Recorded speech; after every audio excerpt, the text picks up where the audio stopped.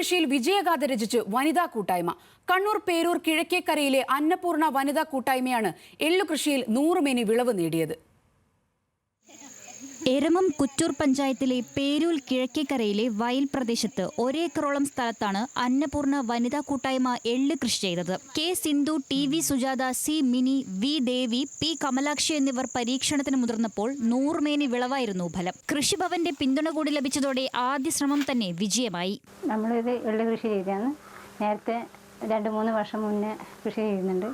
3 വർഷത്തോളം നമ്മൾ ഗ്രൂപ്പായിട്ട് കൃഷി ചെയ്യുന്നതാണ്. ഇപ്പോൾ നെൽകൃഷി കഴിഞ്ഞു. അതിന് മുന്നേ പച്ചക്കറി കൃഷി ഉണ്ടായിരുന്നു. ഇപ്പോൾ എള്ള് കൃഷിയാണ്. 1 ഏക്കറിൽ മുകളിൽ എള്ള് കൃഷിയുണ്ട്. കൂടാണ്ട് പൂക്കൃഷിയുണ്ട്.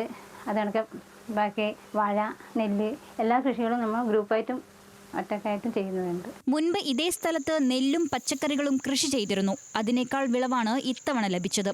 വിളവെടുത്ത എള്ള് വിൽപ്പന നടത്താനും കൃഷി തുടരാനുമാണ് ഇവർ ഉദ്ദേശിക്കുന്നത്. ന്യൂസ് മലയാളം, കണ്ണൂർ.